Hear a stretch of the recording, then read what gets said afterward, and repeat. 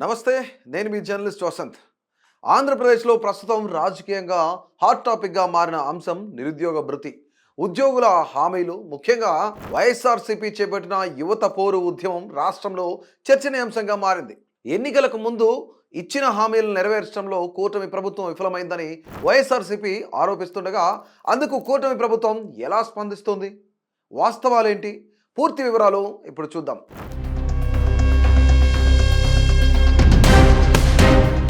వైఎస్ఆర్సీపీ నిరుద్యోగ భృతి, ఇతర యువత ఉద్యోగ హామీలను నెరవేర్చడంలో ప్రస్తుత టీడీపీ నేతృత్వంలోని ఎన్డీఏ ప్రభుత్వం విఫలమైందని తీవ్ర నిరాశలు తెలుపుతోంది.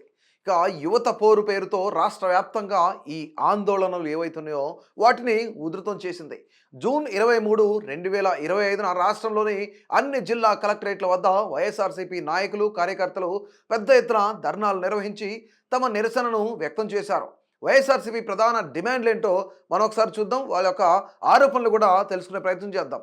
ఎన్నికల సమయంలో కూటమి ప్రభుత్వం నిరుద్యోగులకు నెలకు 3,000 రూపాయలు భృతి ఇస్తామని హామీ ఇచ్చింది. అయితే ఇప్పటి వరకు రాష్ట్ర బడ్జెట్లో దీనికి సంబంధించి ఒక్క పైసా కూడా కేటాయించలేదని వైఎస్ఆర్సీపీ ఆరోపిస్తోంది. ప్రతి నిరుద్యోగికి సుమారు 72,000 రూపాయలు బకాయి పడిందని లెక్కలు చెబుతోంది. 5 ఏళ్లలో 20 లక్షల ఉద్యోగాలు సృష్టిస్తామని కూటమి హామీ ఇచ్చింది. ఈ హామీని కూడా నెరవేర్చలేదని వైఎస్ఆర్సీపీ విమర్శిస్తోంది. విద్యార్థులకు అందాల్సిన పెండింగ్ ఫీజు రీయింబర్స్మెంట్ నిధులను తక్షణమే విడుదల చేయాలని వైఎస్ఆర్సీపీ డిమాండ్ చేస్తోంది. దీనికి సంవత్సరానికి 2,800 కోట్ల రూపాయలు అవసరం కాగా, కేవలం 700 కోట్లు మాత్రమే కేటాయించి ప్రస్తుత భారాన్ని వచ్చే ఆర్థిక సంవత్సరానికి నెడుతున్నారని వైఎస్ఆర్సీపీ అధినేత జగన్మోహన్ రెడ్డి కూడా ఆరోపించారు. నిరుద్యోగ భృతితో పాటు కూటమి ఇచ్చిన సూపర్ 6 హామీలన్నీ అమలు కాలేదని వైఎస్ఆర్సీపీ దుయ్యబట్టింది. కొత్తగా స్థాపించిన ప్రభుత్వ వైద్య కళాశాలల ప్రైవేటీకరణ ప్రతిపాదనలను కూడా వైఎస్ఆర్సీపీ తీవ్రంగా వ్యతిరేకిస్తోంది. ఇది పేద విద్యార్థులకు వైద్య విద్యను దూరం చేస్తుందని, పేదలకు ఉచిత ఆరోగ్య సేవలను నిరాకరిస్తుందని ఆందోళన వ్యక్తం చేస్తోంది. వైఎస్ఆర్సీపీ ఆరోపణలపై వాస్తవాలేంటో మనం ఒకసారి తనిఖీ చేసే ప్రయత్నం చేద్దాం. వైఎస్ఆర్సీపీ ఆరోపణల ప్రకారం సాధారణ నిరుద్యోగ యువతకు 3,000 భృతి విషయంలో ప్రస్తుతం కూటమి ప్రభుత్వం ఎలాంటి కేటాయింపులు చేయలేదు. ఈ హామీపై స్పష్టమైన కార్యాచరణ ఇప్పటి వరకు కనిపించడం కూడా లేదు. అయితే కూటమి ప్రభుత్వం వేద విద్యను అభ్యసించి 3 ఏళ్లుగా నిరుద్యోగులుగా ఉన్న 600 మంది వేద పండితులకు మాత్రం నెలకు 3,000 రూపాయల భృతిని మంజూరు చేసింది. ఇది ఒక నిర్దిష్ట వర్గానికి మాత్రమే వర్తిస్తుంది. సార్వత్రిక నిరుద్యోగ భృతి కాదని గుర్తుంచుకోవాలి. కూటమి ప్రభుత్వం జాబ్ క్యాలెండర్ను కూడా 2025కి సంబంధించి విడుదల చేసింది. దీనిలో 2,686 ప్రభుత్వ ఉద్యోగాల ఖాళీలను నోటిఫై చేసింది. గ్రూప్ 1, గ్రూప్ 2, అలాగే ఫారెస్ట్ సర్వీసెస్ వంటివి. ఇది 20 లక్షల ఉద్యోగాలు అనే హామీకి చాలా చాలా తక్కువ. అయితే ప్రభుత్వ ఉద్యోగ కల్పన కోసం ఇతర ప్రయత్నాలు కూడా చేస్తోంది. ముఖ్యంగా మే 2025లో ఆంధ్రప్రదేశ్ ప్రభుత్వం యూనిసెఫ్తో భాగస్వామ్యం కుదుర్చుకుంది.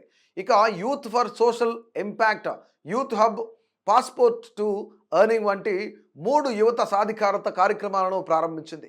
ఇవి నైపుణ్యాభివృద్ధి, డిజిటల్ అక్షరాస్యత, ఉద్యోగ అవకాశాలను కల్పించడంపై దృష్టి సారిస్తాయి. ఇక ఇది ఉద్యోగాలు సృష్టించే పరోక్ష ప్రయత్నంగా చెప్పవచ్చు. వైఎస్ఆర్సీపీ ప్రభుత్వ ఆర్థిక నిర్వహణపై గతంలోనే ఆరోపణలు చేసిన నేపథ్యంలో ప్రస్తుత కూటమి ప్రభుత్వ ఆర్థిక భారాన్ని ప్రస్తావిస్తోంది.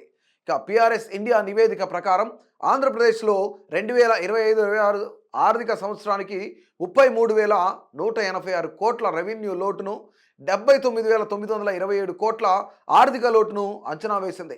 2024-25 ఆర్థిక సంవత్సరం చివరి నాటికి రాష్ట్రం మొత్తం అప్పు 5,64,888 కోట్లకు చేరిందని అంచనా. వైఎస్ఆర్సీపీ ఆరోపించిన 1.40 లక్షల కోట్ల అప్పుపై ప్రభుత్వం ఖండించింది. ఇక వైఎస్ఆర్సీపీ ఆరోపణలపై టీడీపీ నేతృత్వంలోని ఎన్డీఏ ప్రభుత్వం యొక్క ప్రతిస్పందన ఏంటో మనం ఒకసారి చూద్దాం. ప్రజా ఆకాంక్షలను నెరవేర్చడానికి, సంక్షేమ కార్యక్రమాలను అమలు చేయడానికి, అభివృద్ధిని వేగవంతం చేయడానికి కూటమి ప్రభుత్వం కట్టుబడి ఉందని చంద్రబాబు నాయుడు స్పష్టం చేశారు. రాష్ట్ర ప్రగతి, శాంతి, శ్రేయస్సు కోసం ప్రజలు ఐక్యంగా తమ ప్రభుత్వానికి మద్దతు ఇవ్వాలని కోరారు. గత వైఎస్ఆర్సీపీ ప్రభుత్వం వారసత్వంగా మిగిల్చిన ఆర్థిక సంక్షోభం, అంటే అప్పుల భారం మరియు అధిక ఎన్నికల హామీలు ప్రస్తుత సమస్యలకు కారణమని కూటమి ప్రభుత్వం తరచుగా ప్రస్తావిస్తోంది. ఆర్థిక బాధ్యత, ఇక బడ్జెట్ నిర్వహణ, ఎఫ్ఆర్ఎంబి నిధులకు సంబంధించి అదనపు రుణాలను అనుమతించామని చంద్రబాబు నాయుడు తెలిపారు.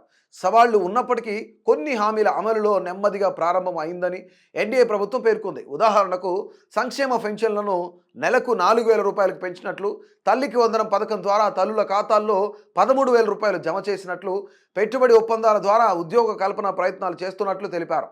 బడ్జెట్ ఆలస్యాలపై వైఎస్ఆర్సీపీ విమర్శలను ఎన్డీఏ ప్రభుత్వం ఆర్థిక పరిమితుల కారణంగా జరిగాయని వివరించింది.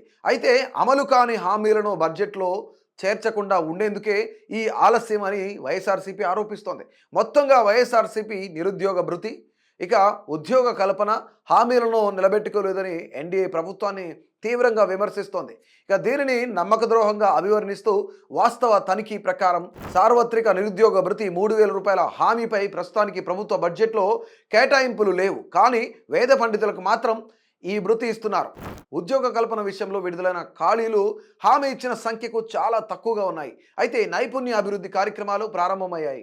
మరోవైపు కూటమి ప్రభుత్వం గత ప్రభుత్వ ఆర్థిక భారాన్ని, అభివృద్ధికి తమ నిబద్ధతను నొక్కి చెబుతోంది. ఈ రెండు పార్టీల మధ్య రాజకీయ వాదన తీవ్రంగా కొనసాగుతోంది.